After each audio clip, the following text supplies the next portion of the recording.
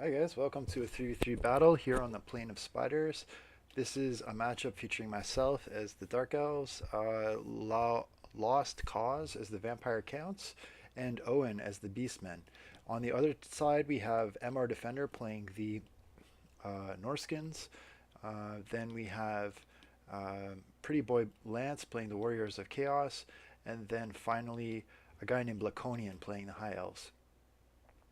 So with that said, we'll hop right into the matchup. So um, initial thoughts on team compositions. The only thing I thought right out of the gate was I think we were lacking a little bit in armor pen. If you look at my army comp, of mostly bleak swords, dread spears, harpies, doomfire warlocks, um, just two manticores and Marathi. So I'm very light on armor pen.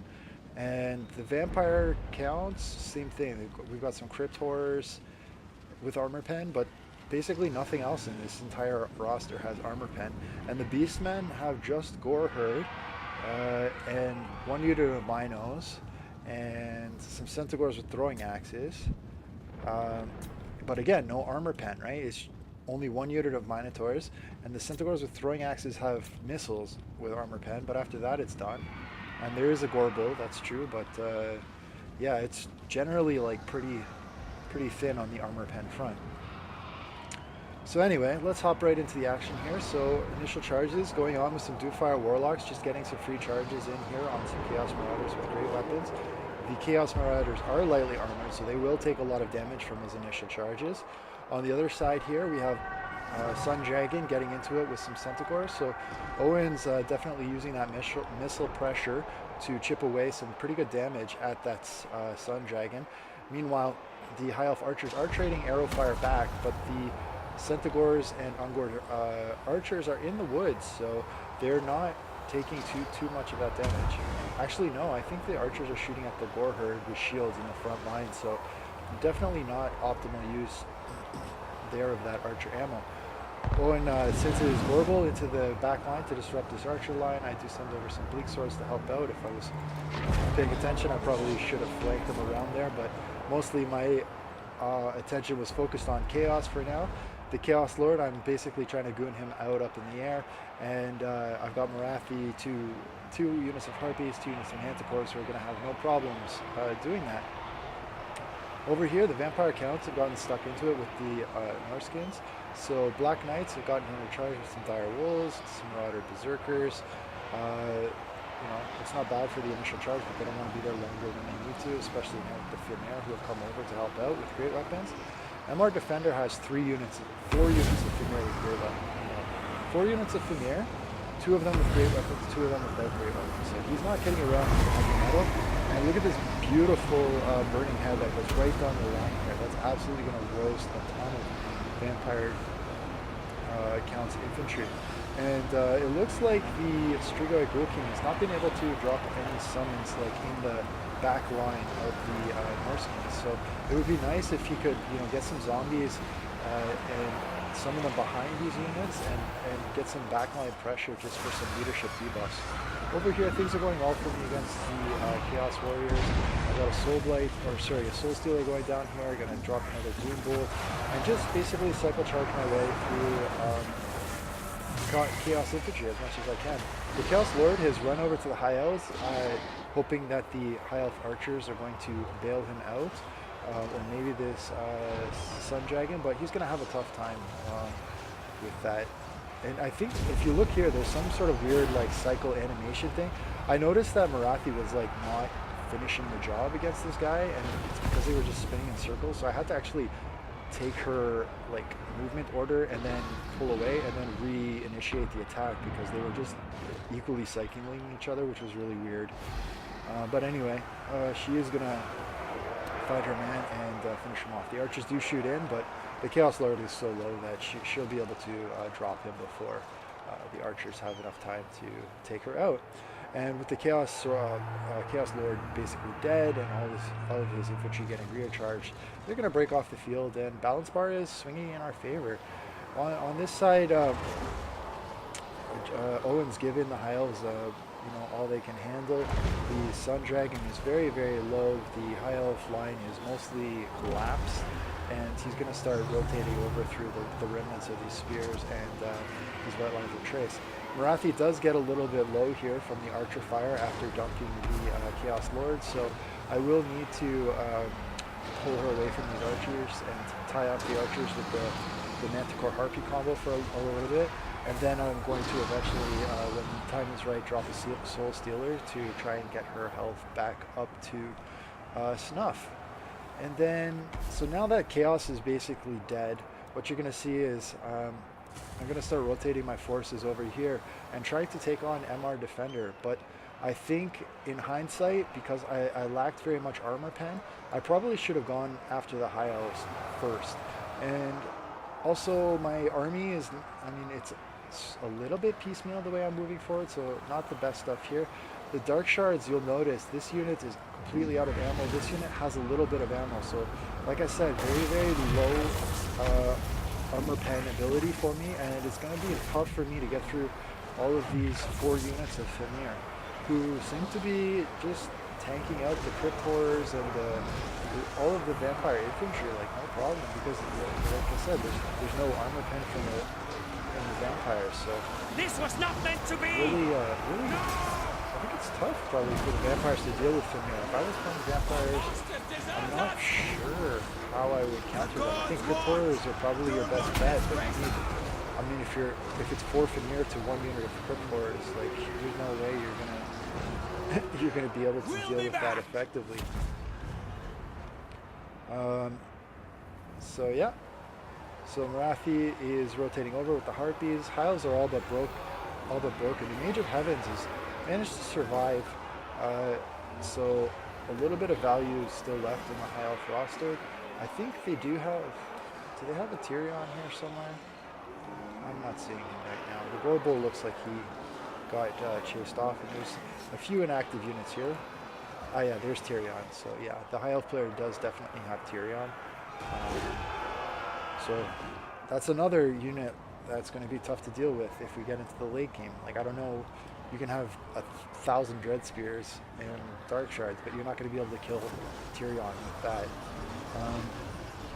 At least not without some Marathi support. She's quite low actually from having already fought the Chaos Sorcerer, the Chaos Lord, and taken some Archer Fire.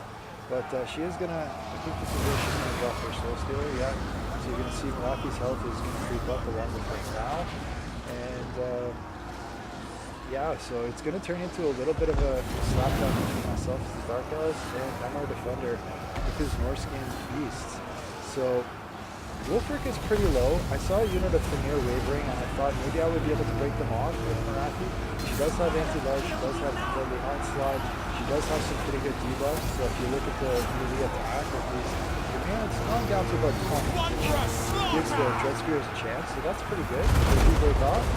Some counterplay from MR Defender here with some flaming bolts coming down on him. With the official piercing bolt. Battle loses its savor. I sense defeat. Piercing bolts. Yes. There we go. I've got some Cav rotating over. I think I noticed this happened to me a few times last night. They seem to be on like walk instead of run. I don't know why that was happening.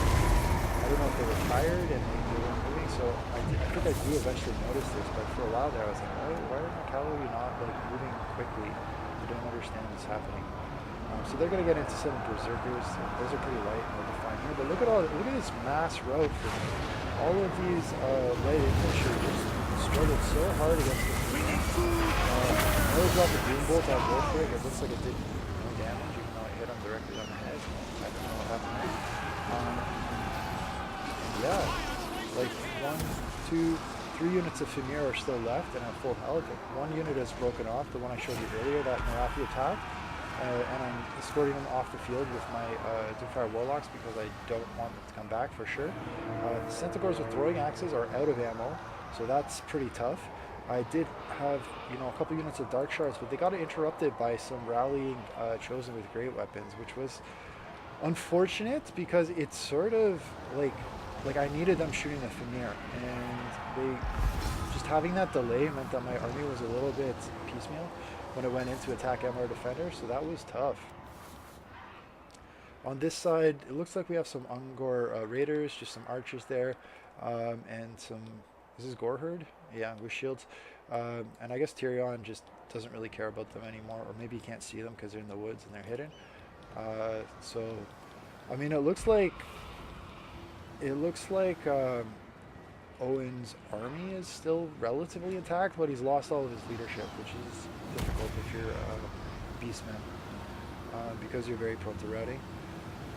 And so getting in here, Wulfric has found the Strigoi Blue King. He's got the Hunter of Champions. He's going to do some pretty good damage to him. The Strigoi Blue King is going to send in some zombies to, I guess, escape, but the zombies and Cryptors are going to really struggle against from here, which are basically the two things you're going to see summoned out of the Strigoi Blue King. So, yeah, tough stuff there. Meanwhile, my Cav, I'm going to be dipsy doing as much as I can to just sort of break off low infantry. Anything that I can waver and tag, I'm going to try and get them and pull out before the Fenrir can come over and hurt me too much. So, yeah. I don't know if that was worth it. I broke off a unit of Marauders, but I took a lot of damage to my Doomfires. But, yeah, so I'm going to try with some Manticores and see how they do against the Fenrir. Marathi, if she comes in here, maybe she could tilt the balance a little bit. I do have some Dread Spears to soak damage, but they seem to be wavering. I don't know if it's they call some fear. Yeah, they call some fear, so I don't know. They're not wanting to fight for some reason. And the balance bar, if you look at it, just goes back and forth, back and forth. But the Fenrir, yeah, I'm pretty happy to just sit and fight. There's a soul blade that's going to go down. I'm going to drop the armor of these from here so that maybe there's a chance. Chop it and do some damage. But look at this huge chain light from the Mage of Heaven. This hurts so much. He caused a mass rout of all of my troops. And because my troops ran away, that meant that Wulfric was able to get onto Marathi, which was devastating. Because look at how low he was. And I couldn't really hit him with Marathi because he had the bodyguard of all of the Fenrir around him. So that was really backbreaking for me, that chain lightning combo with all the Fenrir. So basically everything is routing off now. I mean, my Manticores, they did an admirable job, but they're in tough still if Wulfric is still alive. And check out his HP, only 700. Marathi, she's down to 96. We've got a full health Tyrion though, so he's starting to be a problem.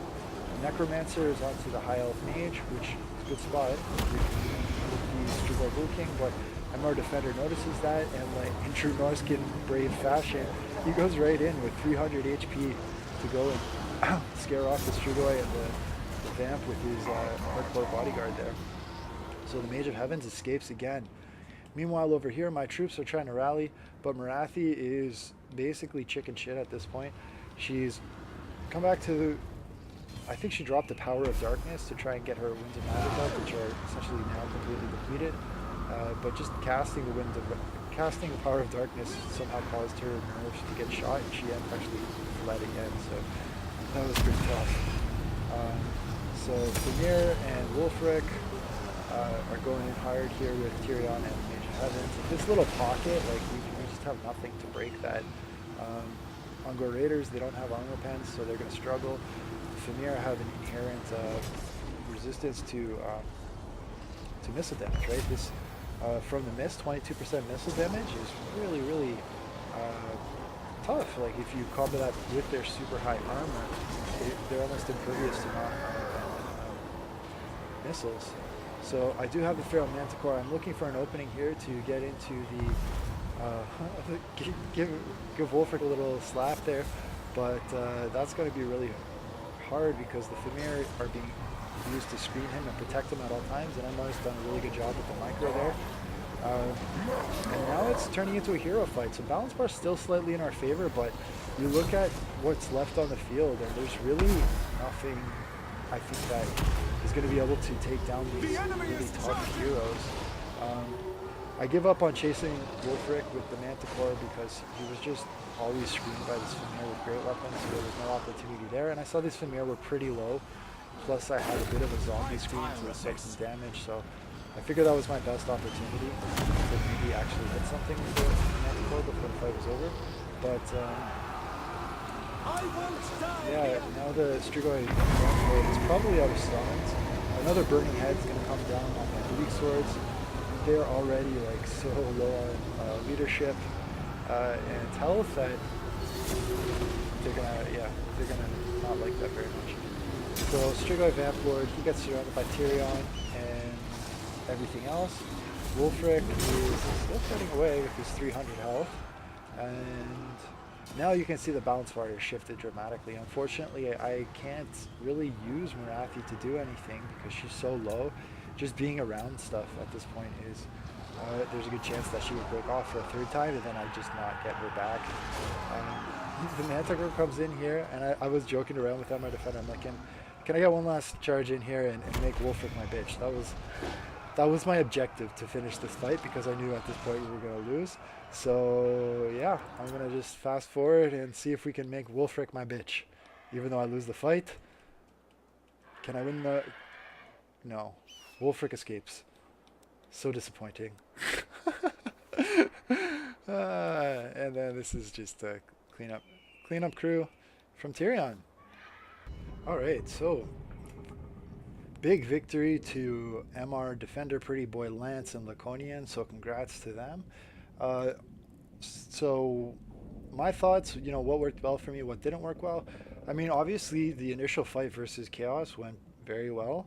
I had all the tools to deal with those Chaos Marauders with great weapons, and the few units that were a little bit more punchy, the Chosen, I was able to sort of isolate them towards the end after gooning out their Lord and their Hellstorm cannon. So I thought the initial fight went really well, but the follow-up fight, and the Dark Shards performed great too, but the follow-up fight against MR Defender, once the Dark Shards ran out of ammo, I was really punished for not having better armor penetration options.